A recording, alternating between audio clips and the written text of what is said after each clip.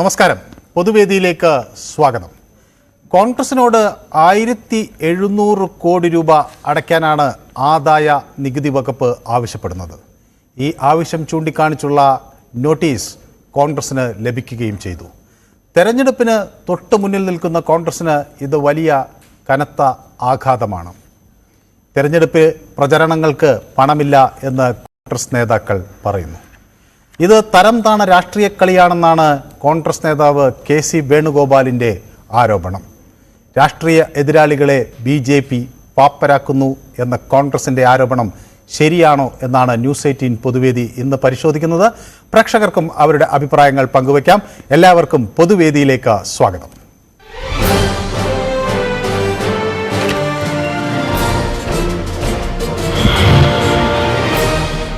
നമ്മുടെ ആദ്യ പ്രേക്ഷകൻ കോട്ടയത്ത് നിന്നാണ്, ശ്രീ സോമരാജ്. ശ്രീ സോമരാജ്, കോട്ടയത്ത് എവിടെ നിന്നാണ് വിളിക്കുന്നത്? കോട്ടയം ടൗണിലാണ്. യെസ്. ശ്രീ സോമരാജിന് എന്ത് തോന്നുന്നു? ഇത് സ്വാഭാവികമായി നികുതി അടയ്ക്കാൻ ആവശ്യപ്പെടുന്ന ആദായ നികുതി വകുപ്പിൻ്റെ ഒരു നടപടിക്രമമാണോ? അതിനപ്പുറത്തേക്ക് രാഷ്ട്രീയ താല്പര്യങ്ങൾ ഇതിന് പുറകിൽ ഉണ്ടോ? രാഷ്ട്രീയ താല്പര്യങ്ങൾ ഇതിന്റെ പുറകിലുണ്ടോ എന്ന് അറിയത്തില്ല. എന്തായാലും ഈ തെരഞ്ഞെടുപ്പ് സമയത്ത് ഇങ്ങനെ ചെയ്യുന്നത് വളരെ കഷ്ടമാണ്. കാരണം കോൺഗ്രസ് എന്ന് പറഞ്ഞാൽ ഈ തെരഞ്ഞെടുപ്പത്തോടുകൂടി രാജ്യത്ത് ഇല്ലാതാകാൻ പോകുന്ന ഒരു പാർട്ടിയാണ്. അപ്പൊ അങ്ങനെ ഒരു പാർട്ടിയെ ഇനി ഇപ്പൊ ഇതുപോലെ കഷ്ടപ്പെടുത്തിയിട്ട് കൊല്ലുന്നത് വളരെ മോശമാണ്. അപ്പം നേർക്കുനേർന്ന് പോരാടി BJP സംബന്ധിച്ചിടത്തോളം അടുത്ത തെരഞ്ഞെടുപ്പ് വടക്കേ ഇന്ത്യ മുഴുവൻ തൂത്തുവാരി ജയിക്കാവുന്ന ഒരു അന്തരീക്ഷമാണ് ഇപ്പം നിലനിൽക്കുന്നത്. അതിന്റെ കൂടെ കോൺഗ്രസിനെ ഇങ്ങനെ ചെയ്യുന്നത് വളരെ മോശമാണ്. ഈ തെരഞ്ഞെടുപ്പ് സമയത്ത് കോൺഗ്രസ് അവര് നികുതി അടയ്ക്കേണ്ടതാണ്. അതവർക്ക് കോടതി ചോദ്യം ചെയ്യാം. കോൺഗ്രസ് ഭരിച്ചുകൊണ്ടിരുന്നപ്പോൾ ഇതിനേക്കാളും വലിയ കാര്യങ്ങളൊക്കെ അവർ ചെയ്തിട്ടുണ്ട്. ഒരു കാരണവും ഇല്ലാതെ ഉത്തർപ്രദേശ്, മധ്യപ്രദേശ്, രാജസ്ഥാനിന്റെ BJP സർക്കാരുകളെയൊക്കെ പിരിച്ചുവിട്ടിട്ടുണ്ട് കോൺഗ്രസ് ചെയ്തിരിക്കുന്നിടത്തോളം വലിയ ജനാധിപത്യ വിരുദ്ധതയൊന്നും രാജ്യത്താരും ചെയ്തിട്ടില്ല. NT രാമറാവു അമേരിക്കയിൽ പോയി ചികിത്സയ്ക്ക് പോയി തിരിച്ചു വന്നപ്പോൾ വേറൊരാളാണ് മുഖ്യമന്ത്രി. അപ്പൊ ഇതൊക്കെ ശരിയാണെങ്കിൽ പോലും ഈ തെരഞ്ഞെടുപ്പ് സമയത്ത് കോൺഗ്രസിനോട് ഇങ്ങനെ ചെയ്യുന്നത് വളരെ മോശമാണ്. ശരി, വ്യക്തമാണ് താങ്കളുടെ അഭിപ്രായം. പുരുഷോത്തമൻ എന്നൊരു പ്രേക്ഷകൻ പെരുമ്പാവൂരിൽ നിന്നാണോ വിളിക്കുന്നത്? അതെ, പെരുമ്പാവൂരിൽ നിന്നാണ്. അങ്ങക്ക് എന്ത് തോന്നുന്നു? ഈ തർക്കം തുടങ്ങിയിട്ട് കുറച്ച് ദിവസമായി കോൺഗ്രസ് കോടതിയെ സമീപിച്ചു. പക്ഷെ കോടതിയിൽ നിന്ന് അനുകൂലമായ വിധി ആദ്യഘട്ടങ്ങളിൽ കിട്ടിയില്ല. ഇപ്പോൾ 1700 കോടി അടയ്ക്കണം എന്നാണ് ആവശ്യം. എങ്ങനെ കാണുന്നു ഈ ആവശ്യത്തെ? അല്ല, ഇന്ത്യയിലെ IT ഡിപ്പാർട്ട്മെന്റ് യഥാർത്ഥത്തിൽ കോൺഗ്രസിനോട് കാണിക്കുന്നത് പോലെ മറ്റെല്ലാ രാഷ്ട്രീയ പാർട്ടികളോടും അവരുടെ വരുമാനത്തിനനുസരിച്ചിട്ടുള്ള IT അടച്ചിട്ടുണ്ടോ എന്നുള്ളൊരു പരിശോധന നടത്തേണ്ടതാണ്. മറ്റൊരു കാര്യം, ഈ കോൺഗ്രസ് ഇങ്ങനെ നോട്ടീസും അവരുടെ ബാങ്ക് അക്കൗണ്ട്സ് ഫ്രീസ് ചെയ്ത് ഉൾപ്പെടെയുള്ള കാര്യത്തിലെല്ലാം കോടതി പോവുകയും കോടതി പോയപ്പോൾ കോടതി ഒന്നും അംഗീകരിക്കാത്ത സാഹചര്യത്തിലാണെന്ന് ഇപ്പൊ അവർക്ക് വീണ്ടും ഇങ്ങനെ 1700 ചില കോടി രൂപ അടയ്ക്കണമെന്ന് പറഞ്ഞ് നോട്ടീസ് കൊടുത്തിട്ടുള്ളത്. അപ്പൊ നിയമപരമായി പണ്ട് കോൺഗ്രസ് ചെയ്തിട്ടുള്ള കാര്യം കുറച്ചുകൂടി ആധികാരികമായിട്ടും പ്രതികാര ബുദ്ധിയോടെ BJP ചെയ്യുന്നു. ഇത് ഇന്ത്യൻ രാഷ്ട്രീയത്തിൽ കണ്ടുവരുന്ന ഒരു പ്രതിഭാസമാണ് എന്ന് വേണം കരുതിയാൽ മതി അല്ലേ? അതെ, അത് കരുതിയാൽ മതി. ശരി, വ്യക്തമാണ് താങ്കളുടെ അഭിപ്രായം. മറ്റൊരു പ്രേക്ഷകൻ കൂടി നമുക്കൊപ്പം ചേരുന്നുണ്ട്, മോഹൻദാസ്. ശ്രീ മോഹൻദാസ്, അങ്ങ് ഈ സാമ്പത്തിക കാര്യങ്ങളൊക്കെ കൈകാര്യം ചെയ്തിട്ടുള്ള ഒരാളാണല്ലോ. ഈ നികുതി അടയ്ക്കാത്തതാണോ കോൺഗ്രസിന് തലവേദനയായത്? ഇപ്പോൾ ഇൻകം ടാക്സ് വകുപ്പ്, ആദായ നികുതി വകുപ്പ് പറയുന്നത് കൃത്യമായ കണക്കുകൾ നൽകിയില്ല. പലയിടത്ത് നടന്ന റെയ്ഡുകളിൽ നിന്നാണ് അവർക്ക് വിവരങ്ങൾ ലഭിച്ചത്. അതുകൊണ്ട് തന്നെ ഇത് പലിശയും അതോടൊപ്പം തന്നെ പിഴയും ചേർത്ത് വലിയ തുകയായി വരികയാണ് എന്നാണ്. ശ്രീ മോഹൻദാസ് എങ്ങനെ കണക്കാക്കുന്നു? ഈ 1700 കോടി പലിശയും പലിശക്കടക്കം 1823 കോടി വരുന്നുണ്ട്. അതെ, 1823.08 കോടി രൂപ, കുറെ കൂടി കൃത്യമായി പറഞ്ഞു. അതെ, ഇത് 2019 മുതലുള്ള കണക്കാണത്.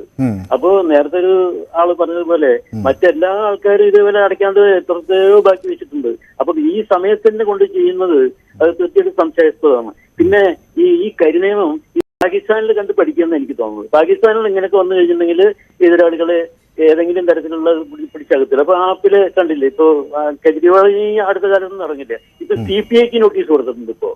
അതുപോലെ തന്നെ ഇപ്പൊ ആദ്യം ഇവിടെ കേരളത്തിൽ വന്ന് മറ്റേ മോദി യുടെ ഗ്യാരണ്ടി എന്നൊക്കെ പറഞ്ഞാൽ ഹർഷ പുളകിതനായി ഞാനൊക്കെ. പക്ഷെ ഇപ്പൊ തിരിച്ചെടുക്കേണ്ട ഗതികേടായി പോയി.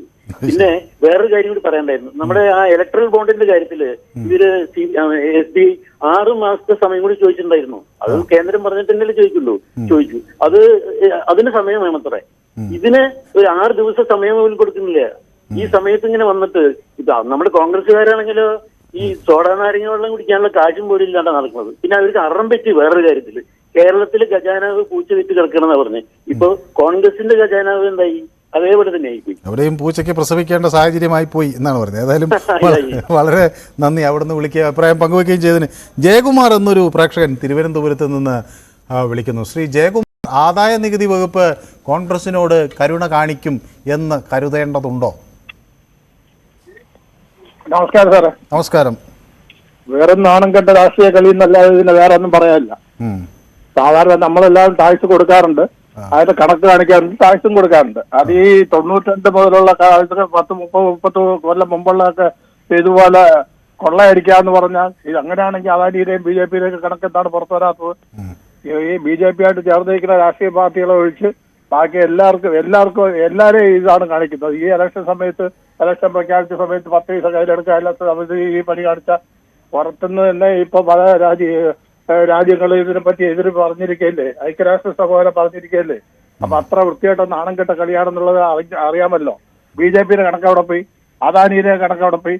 ഈ കോൺഗ്രസിന്റെ 30 കൊല്ലം 92 മുതൽ 96 മുതലുള്ള കണക്കാണ് ഈ പറയുന്നത്. അല്ല കഴിഞ്ഞുള്ളത് 19 മുതലുള്ള കണക്കല്ല ഈ പറയുന്നത്. ഏതായാലും വ്യക്തമാണ് താങ്കളുടെ അഭിപ്രായം. മറ്റൊരു പ്രേക്ഷകൻ കൂടി നമുക്കൊപ്പം ചേരുന്നുണ്ട്. രവിചന്ദ്രൻ പിള്ള വിളിക്കുന്നത് കൊല്ലത്ത് നിന്നാണ്. ശ്രീ രവിചന്ദ്രൻ പിള്ള, താങ്കൾ എന്ത് കരുതുന്നു? കോൺഗ്രസ് നേരത്തെ ചില നടപടികൾ എടുക്കേണ്ടിയിരുന്നോ ഈ ആദായ നികുതി വകുപ്പിന് നികുതിയെ സംബന്ധിച്ച്? അതോ ഈ തെരഞ്ഞെടുപ്പിന്റെ ഘട്ടത്തിൽ ഇങ്ങനെ വരും എന്നവർ പ്രതീക്ഷിച്ചില്ലായിരുന്നോ? എന്താണ് സംഭവിച്ചത്? നരേന്ദ്രമോദി എന്ന് പറയുന്ന വ്യക്തി ഇന്ത്യയിലെ പ്രധാനമന്ത്രി ഒരിക്കലും വിചാരിച്ചാൽ കോൺഗ്രസിനെ നശിപ്പിക്കാൻ ഒക്കത്തില്ല. കാരണം പറഞ്ഞാൽ നരേന്ദ്രമോദി ജനിക്കുന്നതിന് മുമ്പുണ്ടായ പാർട്ടിയാണ് ഇന്ത്യൻ നാഷണൽ കോൺഗ്രസ്. ഇന്ത്യയിൽ എല്ലാ സ്റ്റേറ്റിലും, എല്ലാ ജില്ലയിലും, എല്ലാ ഗ്രാമത്തിലും കോൺഗ്രസ് എന്ന് പറയുന്ന പ്രസ്ഥാനമുണ്ട്. ജനങ്ങളുണ്ട്. ജനങ്ങളാണ് കോൺഗ്രസ്. ഈ മോഡി വിചാരിച്ചാലോ അമിത്ഷാ വിചാരിച്ചാലോ ഒന്നും കോൺഗ്രസിനെ ഒന്നും ചെയ്യാൻ ഒക്കത്തില്ല. കോൺഗ്രസിന്റെ സാമ്പത്തിക പ്രശ്നങ്ങളിൽ ഇടപെടാൻ നരേന്ദ്രമോദി വിചാരിച്ചത് കോൺഗ്രസിനെ സാമ്പത്തികപരമായിട്ട് നശിപ്പിച്ചു കഴിഞ്ഞാൽ തിരിച്ച് മോഡിക്ക് അധികാരത്തിൽ വരാമെന്ന. അത് ഒരിക്കലും നടക്കത്തില്ല. ഇന്ത്യയിൽ കോൺഗ്രസ് ഉണ്ട്, ജനങ്ങളുണ്ട്, ജനങ്ങളാണ്. വ്യക്തമാണ് താങ്കളുടെ അഭിപ്രായം. മറ്റൊരു പ്രേക്ഷക കൂടി കാത്തു നിൽക്കുന്നതുകൊണ്ടാണ്. സുബി വിളിക്കുന്നത് പാലക്കാട് നിന്നാണ്. സിബി. ഹലോ. ശ്രീ സിബി, താങ്കൾ.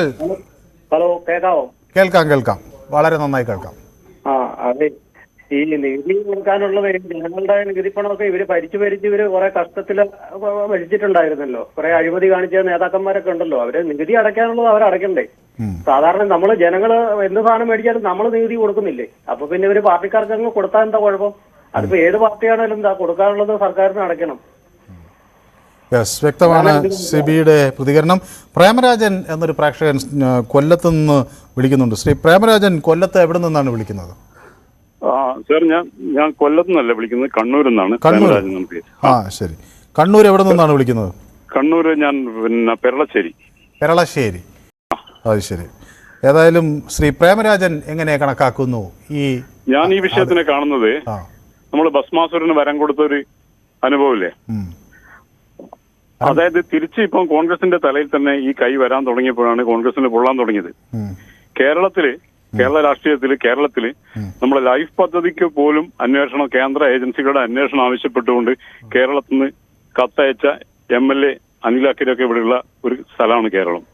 അപ്പൊ ഇവർക്ക് കോൺഗ്രസ് കരുതിയത് ഇത് വളരെ സിമ്പിളായിട്ട് കടന്നു പോകുന്ന, ഇപ്പം ഏകദേശം 1800 കോടിയോളം ഇലക്ട്രൽ ബോണ്ട് വഴിയും കോൺഗ്രസ് സമാഹരിച്ചിട്ടുണ്ട്.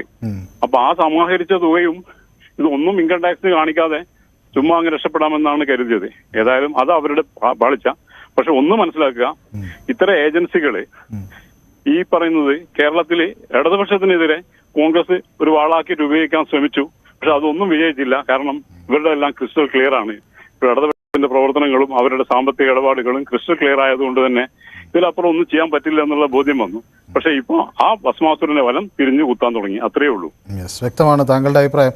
മാവേലിക്കരയിൽ നിന്ന് മോഹൻ, ശ്രീ മോഹൻ, താങ്കൾ. നമസ്കാരം. യെസ്, നമസ്കാരം. ഈ നികുതി അടയ്ക്കേണ്ടതാണല്ലോ അല്ലേ? പക്ഷേ അത് ഈ സമയം കുറച്ചുകൂടെ സമയം കൊടുത്താൽ മതി എന്നതാണോ? എങ്ങനെയാണ് അതിന് താങ്കൾ? നമ്മളെല്ലാവരും പിന്നെ സർക്കാരിന്റെ ഡിപ്പാർട്ട്മെന്റുകളിൽ കൊടുക്കേണ്ട സമർപ്പിക്കേണ്ട കണക്കുകൾ കൃത്യമായിട്ട് കൊടുക്കണം. കൃത്യമായിട്ട് ഒരു പക്ഷേ കൊടുക്കാൻ പറ്റിയില്ലെങ്കിൽ അതിന് എക്സ്റ്റൻഷൻ ചോദിച്ച് നമ്മൾ ചെയ്യണം. അത് സർക്കാരിന്റെ ജോലിയല്ല ചുമ്മാതെ അത് നീട്ടിത്തരിക എന്നുള്ളത്. നമ്മൾ ചെയ്യേണ്ടത് നമ്മൾ ചെയ്താൽ മാത്രമേ സർക്കാരിന് എന്തെങ്കിലും ചെയ്യാൻ പറ്റത്തുള്ളൂ.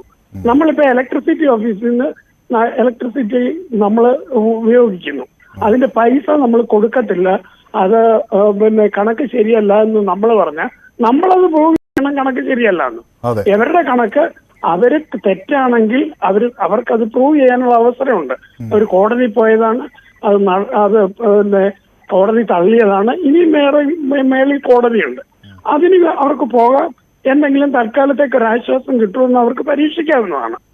അതല്ലാതെ ഈ പിന്നെ ബിജെപിയുടെ നികുതി എന്ന് പറയുന്നതിന് അർത്ഥമൊന്നുമില്ല.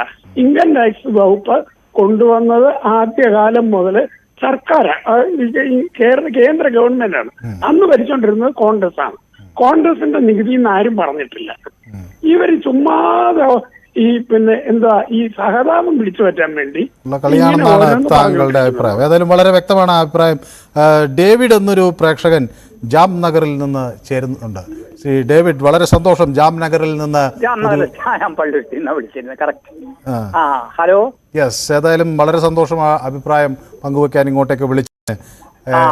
അത് ഞാൻ പറയുന്നത് ഇതുമായിട്ട് ബന്ധമില്ലാത്തൊരു കാര്യമാണെന്ന് തോന്നും, പക്ഷെ കുറച്ചൊന്ന് ക്ഷമിക്കേണ്ടി വരും. മദ്രാസിൽ ഞാൻ റെപ്രസെന്റേറ്റീവ്, ഇപ്പോഴത്തെ ചെന്നൈ, ഞാൻ അവിടെ വർക്ക് ചെയ്യുന്ന കാലത്ത് റെപ്രസെന്റേറ്റീവായിട്ടും സൂപ്പർവൈസറായിട്ടും ആയിട്ട് വർക്ക് ചെയ്യുമ്പം എന്നോട് ബ്രഹ്മനായകം സാർ എന്ന് പറഞ്ഞ ഒരാളുണ്ട്, RDOയും പുള്ളി പല വലിയ സർക്കാർ പൊസിഷനിൽ ഞങ്ങൾ മില്ലേഴ്സ് റോഡിൽ ഒരുമിച്ച് താമസിച്ചിരുന്നപ്പോ പറയുമായിരുന്നു, കുറച്ച് പോസ്റ്ററുകൾ പ്രത്യക്ഷപ്പെടും ഈ ഇലക്ഷൻ സമയമാകുമ്പോൾ. കാന്തിലാൽ ഷാ, വിനോദ് ഷാ, ജെയിൻ ഷാ, ഡാക്കുലാൽ, ചോർ രാജ് എന്നൊക്കെ പറഞ്ഞുകൊണ്ട് വലിയ വലിയ പോസ്റ്ററുകളും കുറച്ച് അവിടെ ഇവിടെയൊക്കെ കാണാം. ഒരു നോമിനേഷനും കൊടുക്കും. അത് കഴിയുമ്പോൾ എന്ത് ചെയ്യുന്ന വെച്ചിട്ടുണ്ടെങ്കിൽ കുറെ കഴിഞ്ഞ് ഇവരൊന്നും ആരാന്ന് തന്നെ അറിഞ്ഞൂടാ. ജനങ്ങളുടെ ഇടയിൽ അവിടെ ഇവിടെയൊക്കെ പോണ കാണാം. എന്താ സംഭവം എന്നറിയോ? ഇതിന്റെ ടണലില് ബ്ലാക്ക് വൈറ്റ് ആക്കുകയാണ്. കാരണം അതിന്റെ ഇലക്ഷൻ എക്സ്പെൻസസ് എന്ന് പറഞ്ഞുകൊണ്ട് അവിടെ മേക്ക് വെച്ച് പ്രസംഗിച്ച് ഇതൊക്കെ കൂടി. അങ്ങനെ ഈ മഹാക്രസി എന്ന് പറയുന്ന ഡെമോക്രസി ഉണ്ടല്ലോ, ഇത് ഇന്ത്യയിൽ പെട്ടെന്ന് നടപ്പാക്കിയാൽ ഉണ്ടാവുന്ന വിൻസ്റ്റൺ ചർച്ചിൽ പറഞ്ഞിട്ടുണ്ട്. ഇപ്പൊ അതിന്റെ അനന്തര ഫലമാണ് കോൺഗ്രസ് അനുഭവിക്കുന്നത്. ഇവിടെ കേരളത്തെ സംബന്ധിച്ചിടത്തോളം പ്രശ്നമല്ല, ഇവിടെ പൈസ മേടിച്ച് പോക്കറ്റിലോടും മറ്റേ കക്ഷി വോട്ടും ചെയ്യും. അങ്ങനത്താണ് പാർട്ടീസ്. പക്ഷെ തമിഴ്നാട് തൊട്ടങ്ങോട്ട് ഇവരൊരു ശരിക്കും പഠിക്കേണ്ടതാണ്. അങ്ങനെ അവരുടെ പഴയകാല ചെയ്തികളിൽ നിന്നാണ് ഇവരെ ജനം തുടച്ചു നീക്കിയത്. ഏതായാലും വ്യക്തമാണ് താങ്കളുടെ അഭിപ്രായം. ദാസൻ എന്നൊരു പ്രേക്ഷകൻ കണ്ണൂരിൽ നിന്ന് നമുക്കൊപ്പം ചേരുന്നുണ്ട്. ശ്രീ ദാസന് എന്ത് തോന്നുന്നു? കോൺഗ്രസ് 1800 കോടി രൂപയോളം അടയ്ക്കാൻ അവർക്ക് കഴിയുമോ? ഇത് ഒരു ശരിയില്ലാന്ന് എൻ്റെ അഭിപ്രായം. കാരണം BJPന്റെ എതിരാളികളൊക്കെ പറയുന്നത് പോലെ BJPന്റെ തനി രൂപം പുറത്തു വരിക. ഈ സമയത്ത് നികുതി വെട്ടിപ്പ് നടത്തിയിട്ടുണ്ടെങ്കിൽ ഇത്രയും കാലമായിട്ട് ഈ സമയത്ത് ഈ കൃത്യസമയത്ത് ഇതൊക്കെ ജനങ്ങളുടെ BJPക്കുള്ള മതിപ്പ് കുറയുന്ന എൻ്റെ അഭിപ്രായം. ശരിയായ രീതിയിൽ കോൺഗ്രസ് വീട് കിടപ്പല്ലേ, വീട് കിടന്ന ഒരാൾ ചവിട്ടുന്നത് എന്താ അർത്ഥമുള്ളത്? കോൺഗ്രസ് തീർത്തും നിരന്തരശായി വീട് വല്ലോ കിടക്കുന്നു ധരണിയിൽ. ഈ ഇലക്ഷനിൽ 50 സീറ്റ് കോൺഗ്രസിന് കിട്ടിയിട്ടുണ്ടെങ്കിൽ പരസ്യമായിട്ട് ഈ ചാനലിലെ മാപ്പ് പറയുന്നതുകൊണ്ട് എന്നോട് മാപ്പ് പറയണ്ട, ഞാൻ മാപ്പ് ആവശ്യപ്പെടുന്നുമില്ല കോൺഗ്രസിന്. അല്ല, അവർക്ക് സീറ്റ് കിട്ടട്ടെ പ്രതീക്ഷ, എല്ലാവരുടെയും പ്രതീക്ഷകൾ നടപ്പിലാകട്ടെ എന്ന് ഞാനും ആശംസിക്കുകയാണ്. അത്രയും നമുക്ക് ചെയ്യാൻ. ഏതായാലും വളരെ നന്ദി വിളിക്കുകയും അഭിപ്രായം പങ്കുവയ്ക്കുകയും ചെയ്തതിന്. അൻസാർ എന്നൊരു പ്രേക്ഷകൻ വിളിക്കുന്നുണ്ട്. അൻസാർ, കുന്നിക്കോട്, എവിടെ നിന്നാണ് വിളിക്കുന്നത്? അതെ, ഞാൻ കൊല്ലം ഡിസ്ട്രിക്ട് കുന്നിക്കോട്, കൊല്ലം ജില്ലയിൽ നിന്നാണ് വിളിക്കുന്നത്. ശ്രീ അൻസാർ, താങ്കൾക്ക് എന്ത് തോന്നുന്നു? ഈ കോൺഗ്രസിന് ഇതൊരു വലിയ ബാധ്യതയാണോ ഈ 1700 കോടി? അല്ല, കോൺഗ്രസിന് ഇതൊരു ബാധ്യതയാവേണ്ട കാര്യമില്ലല്ലോ. കാര്യം എന്താണെന്ന് വെച്ച് കഴിഞ്ഞാൽ ഇലക്ട്രൽ ബോണ്ട് വഴി നല്ലൊരു ശതമാനം പണമാണെന്നുണ്ടെങ്കിൽ അവർ സ്വരൂപിച്ചിട്ടുണ്ട്. അപ്പോ BJP ഗവൺമെന്റ് ആണ് ഇപ്പോ കേന്ദ്രം ഭരിക്കുന്നത് എന്നതുകൊണ്ട് അവർക്കിപ്പോ ഇലക്ട്രൽ ബോണ്ടിൽ വേറെ വിഷയങ്ങളില്ല. കാര്യം സുപ്രീം കോടതി ഇങ്ങനെ ഒരു വിധി പ്രഖ്യാപിച്ചില്ലായിരുന്നു എന്നുണ്ടെങ്കിൽ ഈ നാട്ടിലെ ജനങ്ങൾ, നികുതി അടയ്ക്കുന്ന ജനങ്ങൾക്ക് ജനങ്ങളെ മൊത്തം വിഡ്ഢികളാക്കിക്കൊണ്ട് എന്നും എത്ര നൂറ്റാണ്ടുകൾ ഈ BJP ഗവൺമെന്റ് ഇങ്ങനെ ഇത് തുടർക്കഥയായിട്ട് ഇങ്ങനെ ഒരു ഇലക്ട്രൽ അതിന്റെ മറവിൽ കോൺഗ്രസും അങ്ങനെ ഒരു പണം സ്വരൂപിച്ചുകൊണ്ടിരിക്കുവായിരുന്നു. സത്യത്തിൽ ജനങ്ങൾ എന്ന് പറയുന്നത് നമ്മളെപ്പോലുള്ള ആൾക്കാർ, ഈ വോട്ട് ചെയ്യുന്ന ആൾക്കാരെന്ന് പറയുന്നത് കുറെ ആൾക്കാരെ മണ്ടന്മാരാക്കുന്ന ഒരു പരിപാടിയാണ് ഇവര് ഈ പ്രധാനപ്പെട്ട രണ്ട് പാർട്ടികൾ കാണിച്ചുകൊണ്ടിരുന്നത്. ഇപ്പോ ഇവർക്ക് 1700 കോടിയോളം രൂപ നോട്ടീസ് വന്നിരിക്കുന്നു ED-യുടെ പിന്നെ ടാക്സിന്റെ നോട്ടീസ് വന്നിരിക്കുന്നു. എന്റെ ഇൻകം ടാക്സിന്റെ. എന്റെ സംശയം എന്ന് പറയുന്നത് ഇത്രയും വലിയൊരു പാർട്ടിയിൽ ഈ 2019 മുതൽ ഈ പിന്നെ ടാക്സ് ഫയൽ ചെയ്യാനോ അല്ലെന്നുണ്ടെങ്കിൽ നികുതി അടയ്ക്കാനോ ഉണ്ട് എന്ന് അറിയാത്തവരാണോ ഇതിന്റെ നേതൃത്വത്തിൽ ഇരിക്കുന്ന ആൾക്കാരെന്നാണ് ഞാൻ ചോദിക്കുന്നത്. അത് മാത്രമല്ല, ഈ വക കാര്യങ്ങളെല്ലാം കൈകാര്യം ചെയ്യാൻ ആയിട്ട് പ്രഗത്ഭരായിട്ടുള്ള വ്യക്തികളെ വെച്ചിരിക്കുന്ന എല്ലാ പാർട്ടികളും വെക്കാറുണ്ട്. അപ്പൊ അതുപോലെ തന്നെ കോൺഗ്രസ് നേതൃത്വത്തിനും ആ പാർട്ടിക്കും അതിന്റെ ഒരു സിസ്റ്റം എല്ലാം കൊണ്ടുപോകാൻ വേണ്ടിയിട്ട് ആൾക്കാരുണ്ടാവും. അപ്പൊ ഈ പറഞ്ഞ സംഭവം അവരറിയാതിരുന്നതുമല്ല, ഇതിന്റെ ഒരു പിന്നെ സാഹചര്യം മുതലെടുത്തുകൊണ്ട് BJP അത് വെച്ച് താങ്ങി കൊടുത്തിട്ടുണ്ട്. പിന്നെ അവരെ സംബന്ധിച്ചിടത്തോളം ഇലക്ട്രൽ ബോണ്ടും മറ്റു കാര്യങ്ങളും എല്ലാം വന്നപ്പം അതിന് പിന്നെ നികുതി കാണിക്കേണ്ട, പിന്നെ പല പിന്നെ അദാനിയുടെ പിന്നെ റിലയൻസിന്റെ മറ്റുള്ള പിന്നെ അംബാനിയുടെയും ഒക്കെ പല പിന്നെ കമ്പനികൾ വഴി ഇവര് സ്വരൂപിച്ചുകൊണ്ടിരുന്നു BJP. അതിന്റെ ഒന്നും കണക്കുകൾ ആരും പുറത്തു പറയുന്നില്ല. ഇപ്പൊ നിർമ്മലാ സീതാരാമൻ കഴിഞ്ഞ ദിവസം തിരുവനന്തപുരത്ത് വരുമ്പോൾ പറയുന്നത് ലോക്സഭാ തെരഞ്ഞെടുപ്പിന് മത്സരിക്കാൻ പണമില്ലെന്നാ പറയുന്നത്. ഇതൊക്കെ സത്യത്തിൽ ഈ ഇവിടുത്തെ ജനങ്ങൾ, കേരളത്തിലുള്ള ജനങ്ങളെ പിന്നെ ഒരു മനഃപൂർവ്വം പൊട്ടന്മാരാക്കുന്ന സംസാരമാണ്. അത് കേൾക്കാൻ കുറച്ച് പേര് കാണുമായിരിക്കും. പക്ഷെ നമ്മളെപ്പോലുള്ള ആൾക്കാർ പത്രം വായിക്കുക അല്ലെങ്കിൽ മാധ്യമങ്ങളൊക്കെ കാണുന്ന ആൾക്കാർക്ക് തോന്നുന്നത് ഇത് സത്യത്തിൽ ഈ ദേശീയ പാർട്ടി ഇപ്പം കോൺഗ്രസും ഇതിനകത്തൊരു ഒളിച്ചുകളി നടത്തുന്നുണ്ടെന്നുള്ളതാണ്.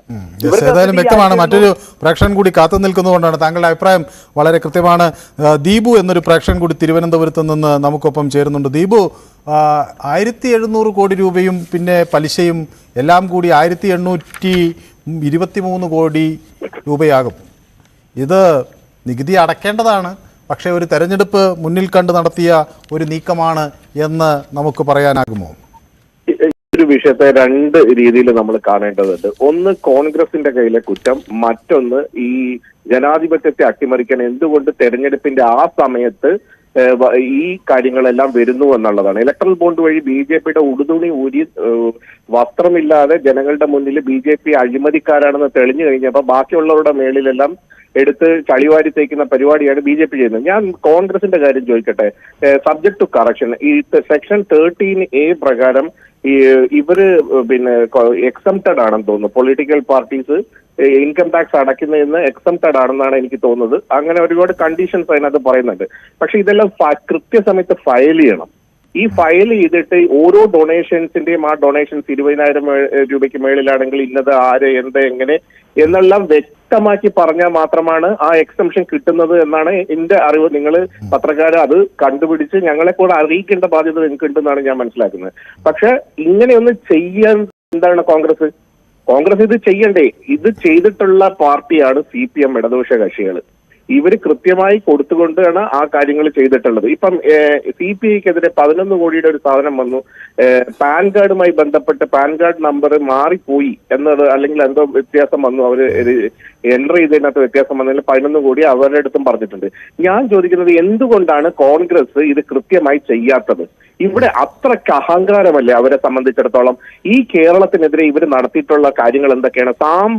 കേന്ദ്ര സാമ്പത്തിക ഉപരോധം നടത്തുമ്പോൾ കേരളത്തിന് പണം കൊടുക്കരുത് എന്ന് ഇവിടുത്തെ GSTയും IGSTയുമായി ബന്ധപ്പെട്ടിട്ടുള്ളതിനൊക്കെ പിന്നെ നമ്മുടെ ലോകസഭയിൽ എന്തൊക്കെ കാര്യങ്ങളാണ് പറഞ്ഞിട്ട് കേരളത്തിന് പണം തരണം എന്ന് പറഞ്ഞിട്ടുണ്ട്. എന്തുകൊണ്ടാണ് സുപ്രീം കോടതി 13,500 ചില്ലാനം കോടി രൂപ നിങ്ങൾ പിടിച്ചു വെച്ചത് തരണമെന്ന് പറഞ്ഞതും ഇപ്പോ 2022 വരെയുള്ള നമ്മുടെ നെല്ലിന്റെ സംഭരണവുമായി ബന്ധപ്പെട്ട് 852 കോടി രൂപ ഇപ്പൊ തന്നത് എങ്ങനെയാണ്? അപ്പൊ ഇതൊക്കെ പിടിച്ചു വെച്ചിട്ടുണ്ട് എന്ന് ഇടതുപക്ഷം ആവർത്തിച്ചു പറഞ്ഞിട്ടും ഈ സതീശനും എന്താണ് സതീശൻ പറഞ്ഞത്? മിസ്റ്റർ ഫിനാൻസ് മിനിസ്റ്റർ, അതായത് ബാലഗോപാലിനോട് പറയണം, mister finance minister you are miserably failed എന്നാണ് പറഞ്ഞത്. ഇപ്പൊ ആരാണ് മിസറബിളി ഫെയിൽഡ്? മിസ്റ്റർ സതീശൻ തന്നെ ഒരു സതീശനായില്ലേ? സമയം അതിക്രമിക്കുന്നതുകൊണ്ടാണ്. ഏതായാലും താങ്കൾ പറഞ്ഞ കാര്യം വ്യക്തമാണ്. ഒരു ചെറിയ ഇടവേള അനിവാര്യമാകുന്നത് കൊണ്ടാണ്. അതിനപ്പുറത്ത് ആളുകൾ കാത്തിരിക്കുന്നുണ്ട്. ഞാൻ അവരിലേക്കൊക്കെ മടങ്ങി വരാം ഒരു ചെറിയ ഇടവേളയ്ക്ക് ശേഷം.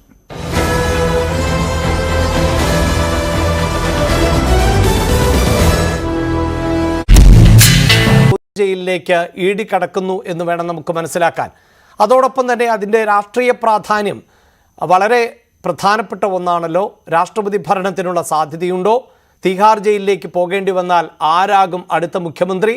അത്തരം വിഷയങ്ങൾ കൂടി. അഭിലാഷ്, ഏതായാലും 6 ദിവസത്തെ കസ്റ്റഡിയാണ് ആദ്യം കേജ്രിവാളിനെ വിട്ടിരുന്നത്. പിന്നീട് ഇന്നലെ ഏതായാലും റോസ് അവന്യൂ കോടതി 4 ദിവസത്തെ കൂടി കസ്റ്റഡിയിൽ വിട്ടിരിക്കുന്നു. അപ്പോൾ ഇ.ഡി. പറയുന്ന പ്രധാനപ്പെട്ട കാര്യം കേജ്രിവാളിനെ ഒന്ന് വിശദമായി ചോദ്യം ചെയ്യേണ്ടതുണ്ട്. കാരണം ഗോവയിൽ നിന്നുള്ള നേതാക്കളെ അറസ്റ്റ് ചെയ്തിട്ടുണ്ട്.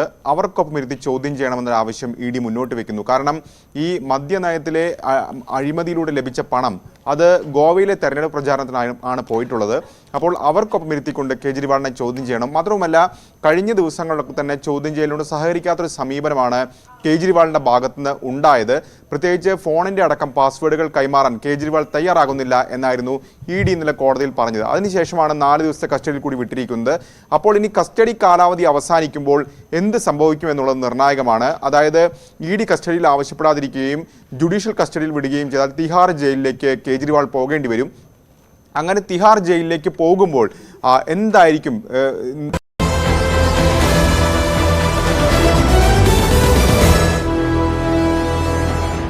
യെസ്, പൊതുവേദി തുടരുന്നു. അജയ് കുമാർ എന്നൊരു പ്രേക്ഷകൻ കൂടി നമുക്കൊപ്പം ചേരുന്നുണ്ട്. അജേഷ് കുമാർ എവിടെ നിന്നാണ് വിളിക്കുന്നത്? അജയകുമാറാണ്, ചങ്ങനാശ്ശേരി. ശ്രീ അജേഷ് കുമാർ, താങ്കൾ എങ്ങനെ വിലയിരുത്തുന്നു ഈ ആദായ നികുതി വകുപ്പിന്റെ ഈ നീക്കത്തെ? ആദായ നികുതി വകുപ്പ് കൊടുത്തിരിക്കുന്ന നോട്ടീസ് 2017, 18, 20, 21 കാലഘട്ടത്തിലെ ക്രമക്കേടിനെ കുറിച്ചാണ്. ഇവരതിന് റീഅസസ് ചെയ്യണമെന്നുണ്ട്. ഹൈക്കോടതി പോയി, ഹൈക്കോടതി അവരുടെ പ്ലീ തള്ളി. ഇനിയിപ്പോ എന്താണ് ചെയ്യേണ്ടത്? അവരെ പൈസ കെട്ടുക എന്നുള്ളതാണ്. അവർ സുപ്രീം കോടതി പോകുന്നു എന്ന് പറയുന്നു. ആയിക്കോട്ടെ, സുപ്രീം കോടതിയിൽ നിന്ന് അവർക്ക് അനുകൂലമായിട്ട് വിധി കിട്ടിയാൽ കിട്ടട്ടെ. പിന്നെ ഇവിടെ നമ്മളിപ്പോ ഉയർത്തുന്ന ചോദ്യം ഇലക്ഷൻ സമയത്ത് അല്ലേ, ഇലക്ഷൻ സമയത്ത് ഇങ്ങനെ നോട്ടീസ് കൊടുക്കാമോ എന്നാണ്. ഇന്ത്യയിലെ 5 വർഷത്തില് ഏതെങ്കിലും ഒരു വർഷം തെരഞ്ഞെടുപ്പില്ലാത്തൊരു വർഷമുണ്ടോ? പാർലമെന്റ് ഇലക്ഷൻ, നിയമസഭാ ഇലക്ഷൻ, തദ്ദേശ സ്വയംഭരണ വകുപ്പ് തെരഞ്ഞെടുപ്പ്, ഇതെല്ലാം ഓരോ സ്റ്റേറ്റിലും ഓരോ സമയത്താണ്. തെരഞ്ഞെടുപ്പില്ലാത്ത ഒറ്റ സമയം ഇന്ത്യയിലില്ല. കോൺഗ്രസ് ഒരു നാഷണൽ പാർട്ടിയാ. തിരുവനന്തപുരത്ത് ഒരു ബൈ ഇലക്ഷൻ വന്നു കഴിഞ്ഞാൽ കോൺഗ്രസിനെ ബൈ ഇലക്ഷന് വേണ്ടി ഈ അറാസ് ചെയ്യണമെന്ന് പറഞ്ഞ അടുത്ത നോട്ടീസ് വരും. കോൺഗ്രസിന് എന്താ കൊമ്പുണ്ടോ? അവർക്ക് ഈ രാജ്യത്തെ നിയമം അനുസരിക്കാൻ വയ്യേ? അവരുടെ എല്ലാ കേസുകളും സുപ്രീം കോടതിയിൽ പോയി വാദിക്കുന്നത് ഇന്ത്യയിലെ പ്രമുഖരായ അഡ്വക്കേറ്റ്സ്മാരല്ലേ? മനു അഭിഷേക് സിംഗ്വി, കപിൽ സിബൽ തുടങ്ങിയ ആൾക്കാരെല്ലാം അവർക്ക് വേണ്ടി കേസ് വാദിച്ചുകൊണ്ടിരിക്കുന്നതും. എന്നിട്ട് എന്തേ ഇവർ ഈ കേസുകളെല്ലാം തോക്കുന്നത്? ഇപ്പൊ നാഷണൽ ഹെറാൾഡിന്റെ കേസ് 782 കോടി ഇ.ഡി. കണ്ടുകെട്ടിയില്ലേ? ഇവർ അതിനെതിരെ കോടതിയിൽ പോയിട്ട് കോടതി എന്ത് ചെയ്തു? അത് തള്ളിക്കളഞ്ഞില്ല ആ കേസ്. അപ്പൊ ഇതെല്ലാം നിയമവിധേയമായിട്ട് ചെയ്യുകയാണ്. വെറുതെ മോദി ചെയ്തു, അമിത്ഷാ ചെയ്തു, മോദി ചെയ്തു, അമിത്ഷാ ചെയ്തു. യെസ്, വ്യക്തമാണ് താങ്കളുടെ അഭിപ്രായം. മറ്റൊരു പ്രേക്ഷകൻ കൂടി കാത്തു നിൽക്കുന്നത് കൊണ്ടാണ്. ജോസഫ് ആണ് ചേരുന്നത് നമുക്കൊപ്പം. ജോസഫ് കൊച്ചിയിൽ നിന്നാണ് വിളിക്കുന്നത് അല്ലേ? അതെ, കൊച്ചിയിൽ നിന്നാണ്. യെസ്, ശ്രീ ജോസഫ് എന്ത് കരുതുന്നു? ഈ കോൺഗ്രസിനെ രാഷ്ട്രീയമായി നേരിടാൻ കഴിയാത്തത് കൊണ്ട് സാമ്പത്തികമായി പാപ്പരാക്കാം എന്ന നയമാണോ BJP സ്വീകരിച്ചത്? അതോ ഇത് സ്വാഭാവികമായ നികുതി വകുപ്പിന്റെ ഒരു നടപടിക്രമമാണോ? നമസ്കാരം. ഞാൻ ഇതിൽ നിന്ന് വ്യക്തമായി കാര്യങ്ങൾ വായിച്ച് മനസ്സിലാക്കുന്ന ഒരു വ്യക്തി എന്ന നിലയിലാണ് ഈ വിഷയം അഭിപ്രായം പറയാൻ ആഗ്രഹിക്കുന്നത്. അതായത് ഈ കോൺഗ്രസ് ഒരു പാർട്ടിയാണ്, ഒരു പ്രസ്ഥാനമാണ് എങ്കിൽ ഇതൊരു സ്ഥാപനമായിട്ട് തന്നെയാണ് ഇൻകം ടാക്സ് കാണുന്നത്. വരുമാനത്തിന് ഒത്ത് ഇൻകം ടാക്സ് അടയ്ക്കാൻ ഏതൊരു സ്ഥാപനവും ഏതൊരു പ്രസ്ഥാനവും തയ്യാറാകണം. അത് കോൺഗ്രസ് മാതൃകയാവണമായിരുന്നു. അവരുടെ അഡ്മിനിസ്ട്രേഷന്റെ ഭാഗമായിട്ട് ഫെയിലിയർ സംഭവിച്ചു. ഇൻകം ടാക്സ് ഡിപ്പാർട്ട്മെന്റ് കൃത്യമായി ഇവർക്ക് പ്രോസസ്സിന്റെ ഭാഗമായി ഇവർക്ക് നോട്ടീസ് കൊടുത്തിരുന്നു. ആ നോട്ടീസ് ഇവര് അധികാരത്തിന്റെ അല്ലെങ്കിൽ പാർട്ടി എന്ന ആ അഹങ്കാരത്തിൽ ഇവര് മറുപടി കൊടുക്കാതിരിക്കുകയും പല ആവർത്തി ഈ ഇൻകം ടാക്സിന്റെ ഉദ്യോഗസ്ഥന്മാർ അവരുടെ ജോലി കൃത്യമായി ചെയ്യുകയും പിടി വീഴുമെന്ന് കണ്ടു. അതായത് ബാങ്കിൽ ഇവരെ ബ്ലോക്ക് ചെയ്തപ്പോൾ ഇവർ നേരെ സുപ്രീം കോടതിയിൽ പോയി. സുപ്രീം കോടതിയിൽ കൃത്യമായ തെളിവുകൾ ഇൻകം ടാക്സുകാർ നിരത്തി വെച്ചപ്പോൾ സുപ്രീം കോടതി പാർട്ടിക്ക് അനുകൂലമായ നിലപാട് സ്വീകരിച്ചില്ല. ഉടനെ ജനങ്ങളിലേക്ക് ഇവരുടെ ഭാഗീയമാണ്. അഡ്മിനിസ്ട്രേഷന്റെ ഫെയിലിയറാണ് ഇത്. ഇവർക്ക് ഭരിക്കാൻ പോലും അധികാരമില്ല. സ്വന്തം പാർട്ടി കൊണ്ടുനടക്കാൻ അറിയാത്തവർ എങ്ങനെ ഈ രാജ്യം ഭരിക്കുമെന്ന് തെളിവാണ് ഈ വിഷയം. ഞാൻ സമയപരിമിതി കൊണ്ടാണ് ഞാൻ മറ്റൊരു പ്രേക്ഷകൻ കൂടി നമുക്കൊപ്പം ചേരുന്നുണ്ട്. രാജൻ എന്നൊരു പ്രേക്ഷകൻ കൊല്ലത്ത് നിന്നാണ് ചേരുന്നത്. ശ്രീ രാജൻ, ശ്രീ രാജൻ എങ്ങനെ വിലയിരുത്തുന്നു? ഇത് നിയമപരമായി കോൺഗ്രസിന് നേരിടാനാകുമോ? സാറേ, എനിക്ക് പറയാനുള്ളത് ഈ പണ്ട് മുതൽ ചെയ്ത പാപങ്ങള് എല്ലാരും അനുഭവിച്ചിട്ടേ ഇവിടുന്ന് പോകത്തുള്ളൂ. 57 EMS-നെ പിരിച്ചുവിട്ട കാലം മുതൽ ഇങ്ങോട്ട് ഇവർ കാണിച്ച വൃത്തികേടുകൾക്ക് രാത്രി 12 മണിക്ക് പിന്നെ എമർജൻസി ഡിക്ലെയർ ചെയ്യുന്നു, പ്രസിഡന്റിനെ വിളിച്ച് എണ്ണീപ്പിച്ച് സൈൻ ചെയ്യിപ്പിക്കുന്നു ഇന്ദിരാഗാന്ധി. ഇതെല്ലാം തോന്നിയാസങ്ങളാണ് ചെയ്തത്. ഈ 2G സ്പെക്ട്രത്തിനകത്തൊന്ന് കോടിക്കണക്കിന് രൂപ വെട്ടിക്കൊണ്ട് പോയി. എന്നിട്ട് ഇപ്പൊ ഈ ഇടയ്ക്ക് റോബർട്ട് വധേരെ വിളിച്ചു എന്നിട്ട് പുള്ളി പിന്നെ സംജോത്ത ചെയ്തു. സംജോത്ത എന്ന് പറഞ്ഞാൽ ഇത് സെറ്റിൽമെന്റ് ചെയ്തു. 170 കോടി രൂപ BJPക്ക് സംഭാവന കൊടുത്തു. ഈ കോൺഗ്രസിന് എന്താ സംഭാവന കൊടുക്കാൻ? എന്നിട്ട് ഇപ്പൊ പിന്നെ പറഞ്ഞു നാരങ്ങ വെള്ളം പോലും കുടിക്കാൻ പൈസ ഇല്ല. ആ മാത്യു കുഴൽനാടനും BD ശ്രീ രാജൻ, നമുക്ക് സമയം അതിക്രമിക്കുകയാണ്. ഏതായാലും താങ്കളുടെ അഭിപ്രായം വ്യക്തമാണ്. ഈ വിഷയം ഞങ്ങൾ യൂട്യൂബിലും പ്രേക്ഷകർക്ക് മുന്നിൽ ചർച്ചയ്ക്ക് വെച്ചിരുന്നു. കോൺഗ്രസിനെ പാപ്പരാക്കാനുള്ള അല്ലെങ്കിൽ രാഷ്ട്രീയ എതിരാളികളെ പാപ്പരാക്കാനുള്ളൊരു നീക്കമാണോ നടക്കുന്നത് എന്നായിരുന്നു ചോദ്യം. അതിൽ 64% ആളുകളും ഇത് രാഷ്ട്രീയ എതിരാളികളെ പാപ്പരാക്കാനുള്ളൊരു നീക്കമാണ് ആദായ നികുതി വകുപ്പ് നടത്തുന്നത് എന്ന് പറയുന്നു. അതോടൊപ്പം 36% ആളുകൾ ഇത് നിയമപരമായ നടപടിക്രമം മാത്രമാണ് ആദായ നികുതി വകുപ്പ് നടത്തുന്നത് എന്നും വ്യക്തമാക്കുന്നു. ഇന്നത്തെ പൊതുവേദി ഇവിടെ സമാപിക്കുന്നു. നാളെ മറ്റൊരു വിഷയമായി വീണ്ടും കാണാം. നന്ദി.